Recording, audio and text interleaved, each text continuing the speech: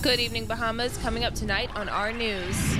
Condolences pouring in for the family and friends of Dr. Nottage a day after his passing. The National Security Minister expands on the initiatives the Minister administration plans on implementing to fight crime. The Caribbean's largest IMAX theater is expected to open here in New Providence by early next year. A huge rush here today at the Lynden Pindling International Airport.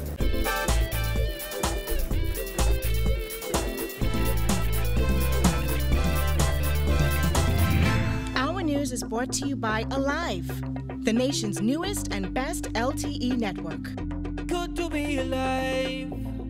Thanks for joining us. I'm Christina McNeil. Topping news tonight, it's the first time he's spoken publicly since stepping down as leader of the Progressive Liberal Party, and now former Prime Minister KRISTIE is defending his term in office and his reputation. Our VAUGHNIQUE TOOTE sat down with the former leader of the country and has this report. Speaking with our news at his West Bay Street home this afternoon, former Prime Minister KRISTIE took grave exception to any suggestion that members of his administration were involved in any type of criminality. He said once forensic audits currently underway are completed, members of the Minister administration will be sorely disappointed. As the person who led the government and who led the government into defeat, was to accept responsibility for it, as I did when I resigned. There was never any thought on my part that I was accepting responsibility for any degree whatsoever of criminality, irresponsible spending, and the notion that the cupboard is bare. It's just political slogans. KRISTIE told reporters he watched the recent budget debate in the House of Assembly dispassionately as members of the Minister administration painted a picture of utter wastage of public funds under the PLP government. Finance Minister Peter Turnquest accused his predecessors of leaving the cupboard bare due to what he called the mismanagement of the country's finances.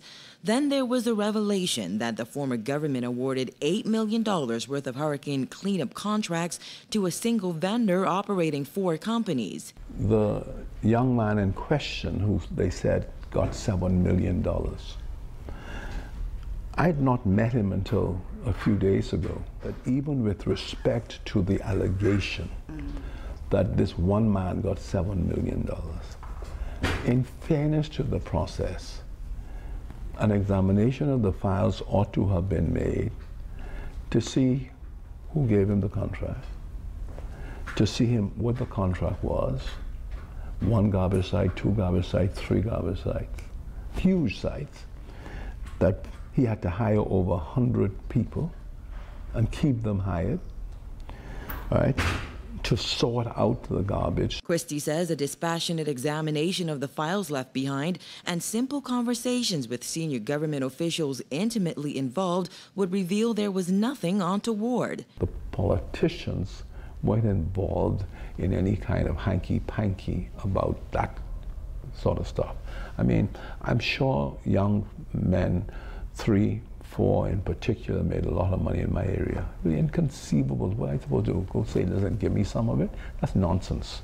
Okay? You feel proud that non-traditional business persons, people who are able to go on as a result of that kind of work, buy their own equipment, you're empowering them. You feel really good about it. KRISTIE added that given the devastation caused by Hurricane Matthew, teams were forced to move quickly to begin relief and recovery efforts. There were compelling urgencies to work. During the hurricane itself, expenditure was incurred. You don't have time to go talking about going to bid. We had to have trucks to go into waters that 3 feet high and so forth and so on. The former Prime Minister also defended those overseeing hurricane relief efforts, insisting they fought tooth and nail to cut costs. That if you want to hold an inquiry, you do so. At the end of the day, I am satisfied that they will see that there were persistent efforts by the coordinator for the Progressive Liberal Party, the Honorable Shane Gibson, to ensure that we got dollar for value, right? In other words, people were paid on the basis of value. I'm satisfied that if we wanted to, we could even show more. right, to demonstrate that they are going down the wrong track talking about criminality in this regard. Christie says regardless of attempts to sully their efforts, their intentions were always good. In fact, he says the party paid a heavy price for not moving faster to assist impacted residents. There was a lot of impatience with the Ministry of Finance, a lot of impatience in Low Sound and getting supplies, a lot of impatience in Freeport. These things were happening and we were impatient, and we paid a heavy price for not being able to repair people's homes in a timely fashion. They simply voted against us in that regard. Following the first cabinet meeting of the new government, officials announced that forensic audits would be conducted on the Urban Renewal Department, BAMSI, Bank of the Bahamas, and other controversial government entities.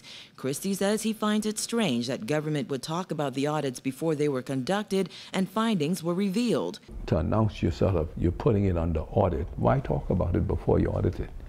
You see, and it's that kind of situation because it's so prejudicial to the findings of an auditor. Christie insisted everything they did was to help the country, not to harm it. I know and verily believe that the result they're going to get, okay, are not what they are forecasting to people out there, because they're going to find, right, that those of us who were politically involved, right, were working to help the country rather than harm the country. Reporting for our News, I'm VAUGHNIQUE. Condolences still pouring in for the family and friends of former cabinet minister Dr. Bernard Nottage. A day after his passing, longtime friends and colleagues are expressing grief and are sharing the impact Dr. Nottage had on their lives. Kaya Joaquin reports. We will be bound. We will be good. Fighting back tears, PLP General for Bainstown and Grantstown Basil HUYLER remembered Nottage as a friend who has done more for him and the country than people will ever give him credit for. And all he wished to do was to serve. He was a man of character, principle, and his legacy would speak for itself. While many will remember Nottage as a warrior on the political battlefield, for many, like businessman Craig Flowers, it goes deeper. I've lost some part of me that I don't know how I can replace it. He said Nottage was there for some of the more difficult times in his life. Former Prime Minister Hubert Ingraham also sending condolences while noting Nottage's death was not unexpected.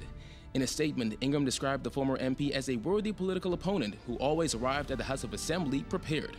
Ingraham said his passing will leave a void for those who may have learned from his experiences.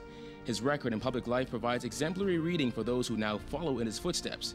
He died as he lived, a dedicated citizen, a Bahamian patriot, and a nation builder.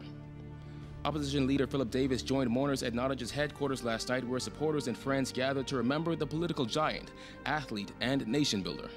A friend, a colleague, a very passionate warrior for the downtrodden, particularly our at-risk youth, particularly our males. He has been, his whole life, was one of service. But it was the happy, fun-loving side of Dr. Nottage that PLP Senator JOBETH Colby Davis says she will remember most. She recalled the story of him dancing at a wedding just months before his passing. I was able to witness Dr. BJ dancing and smiling, and I can't remember the name of the song, but he was teaching the millennials how to do it. It was like an old school song that he was teaching us. This is how we would do it. At the time of his passing, Dr. Nottage was surrounded by his wife, his children, his daughter-in-law, close family friends, as well as his bodyguard. He was 71 years old. In studio for our News, I'm Kyle Joaquin. Well, former Prime Minister and dear friend of Dr. Nottage, KRISTIE, also spoke highly of his late colleague in a candid interview with our News today. Here again is our VAUGHNIQUE TOOTE. Those closest to Dr. Bernard Nottage struggled to come to terms with his death in a Florida hospital Wednesday.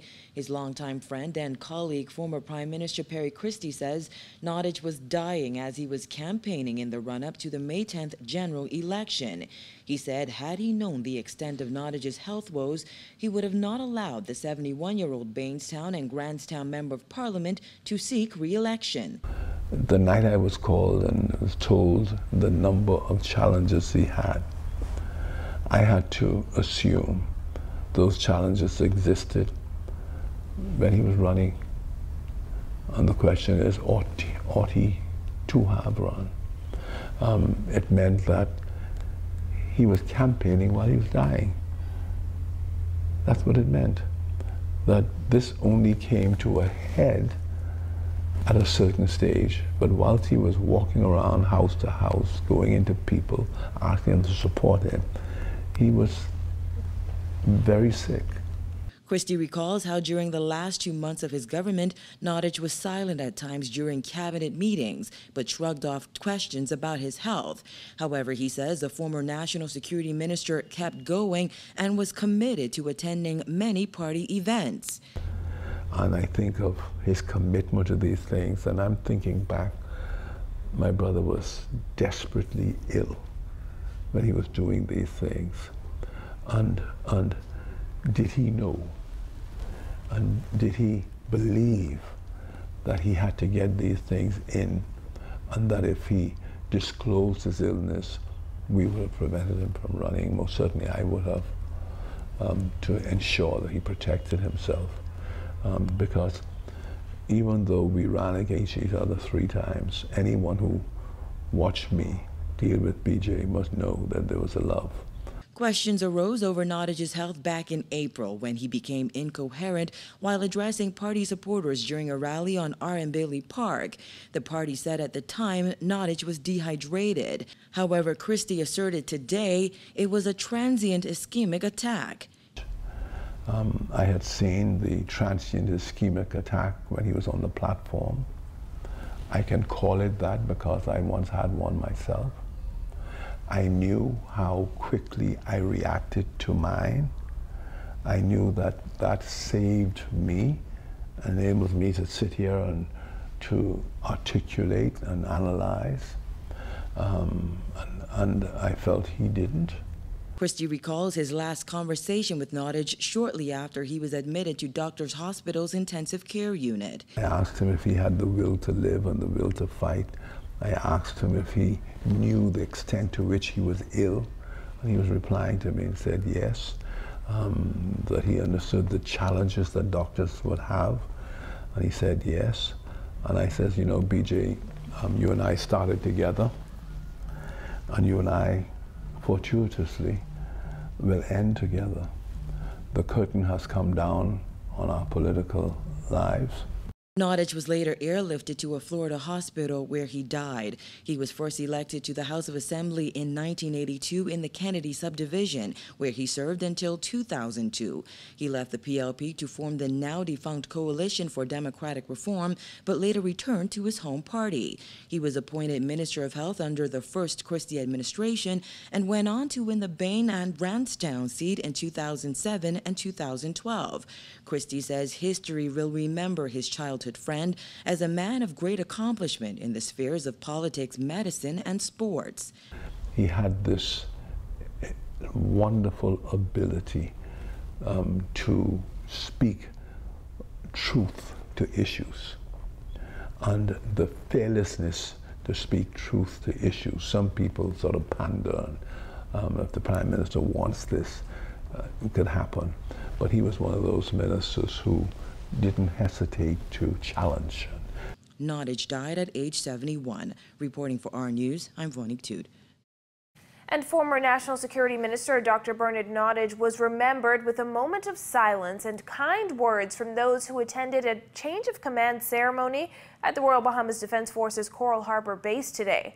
A former member of Parliament, 71-year-old Dr. Nottage, died yesterday, surrounded by family and friends after an aggressive battle against cancer at the Cleveland Clinic in Florida. Former RBDF Commodore Roderick BOWE called for a moment of silence, while incoming Commodore Tellis Bethel sent condolences to the former minister's family. I would like to begin my remarks by extending deepest condolences to the widow, children, and family of Dr. the Honorable Bernard Nottage, who passed yesterday.